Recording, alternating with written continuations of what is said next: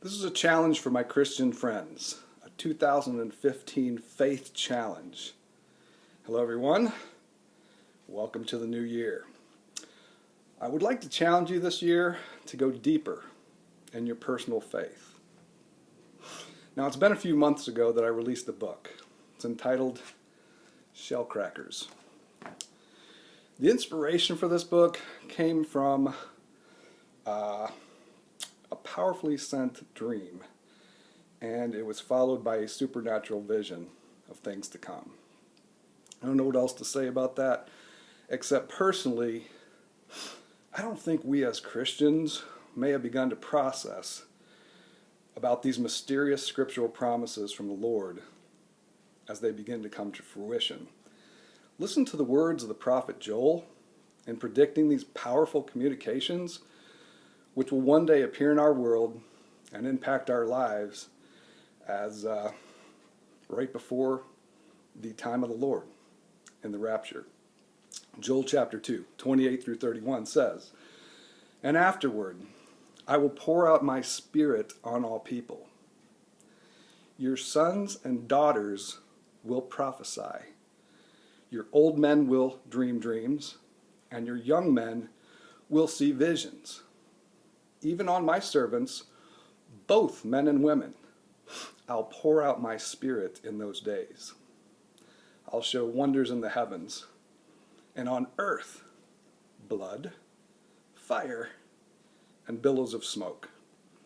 The sun will be turned to darkness, and the moon to blood, before the coming of the great and dreadful day of the Lord." So let me pause here and ask a couple questions. Question 1. As a Christ follower, how will you respond to a diverse group of our elderly who show up to our churches and claim that they just received a message from God in an incredibly powerful dream, and therefore we as Christians and churches need to stop what we're doing and instantly change our directions? Question 2. What will you think when a group of teenagers or our youth begins telling us of these blazing visions of a mission of the Lord that needs to be accomplished at all costs? Question 3.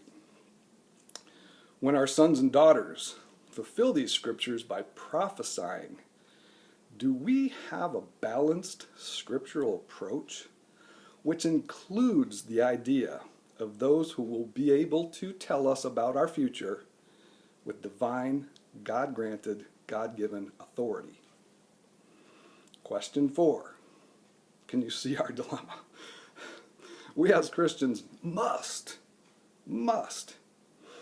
either believe that the Bible is false in these regards, or we must be prepared to listen to our God when He fulfills these promises, His promises, when He sends these immense, infinite, powerful, supernatural messages.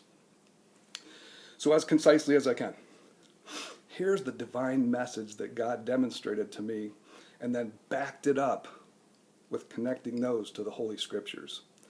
I think you'll see that no one could be this smart, and only God Himself could define and clarify these things.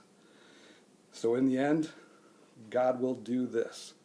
He will prove that only God alone was God, and man was simply man. And some of our theories about these things will be shown to be slightly in error. Here's the thought. There will be a select group of Christians which will be held back from the rapture of Christ for God's divine purposes, plans, and missions. Now this is important. So please stop and pray here. Let's set aside our traditions and our biases, and in its place, let's simply just listen to God speak through the Holy Scriptures. Revelation 7 is a chapter about one thing and one thing only. It's a chapter about groups of saints who will be held back to minister to those who are left behind, the lost souls. And interestingly, we all agree on the first half of the chapter. There's 144,000 Jewish saints that are listed in very precise details, that are held back to minister in and around those lost souls around Israel. But they're very precise. 12,000 from this tribe, 12,000, 12,000, 12,000. Very precise. No question about that. Now, the second half of the chapter. Interestingly, John the Revelator gets a little confused. And so there's a conversation that goes back and forth between he and one of the elders. This group of white-robed saints, directly in the middle of the Great Tribulation, shows up in heaven, standing right before the throne of God, and he's confused about who they are. The answer comes out. These are they that came out of the Great Tribulation. The description goes on. They're the ones that came from every nation, every tribe, every language, and every tongue. Do you see?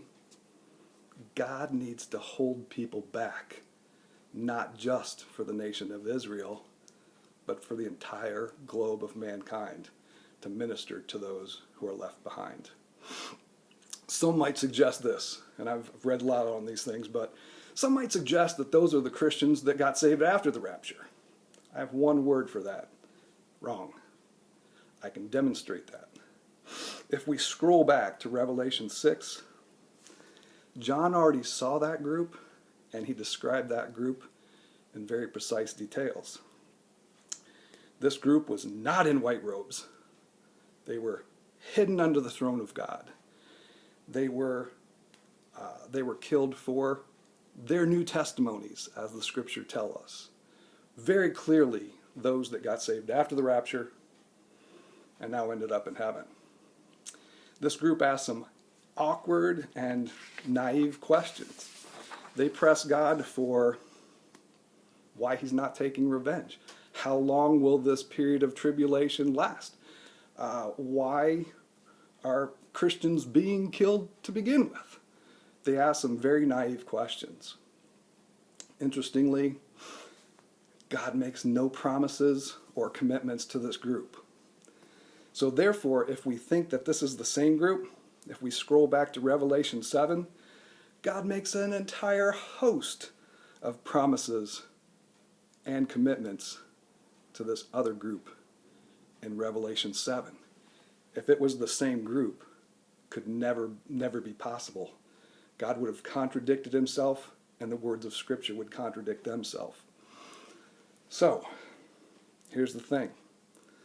By now, you've probably been able to process the idea that shell crackers can be an awesome adventure in taking your faith to places that you may never have dreamed possible. No pun intended, okay? Totally pun intended. So here's my challenge to you. The 2015 Shell Cracker Challenge. Read Shell Crackers. It can be ordered from all the online retailers, Amazon, Barnes & Noble, or my publisher at inspiringvoices.com. Or simply just send me a private message with an address, and I'll send you a signed, discounted copy for $10 a piece. And as always, my friends here in our faith community, I'd ask you to pass this vital information along, because as these things move forward, these will become critically important messages as God continues to move forward in fulfilling everything he intends to accomplish. As Christians, we all have a mission in life.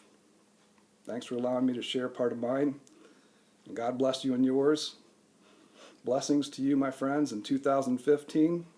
The challenge is on, and let's see who takes me up on it. Thanks.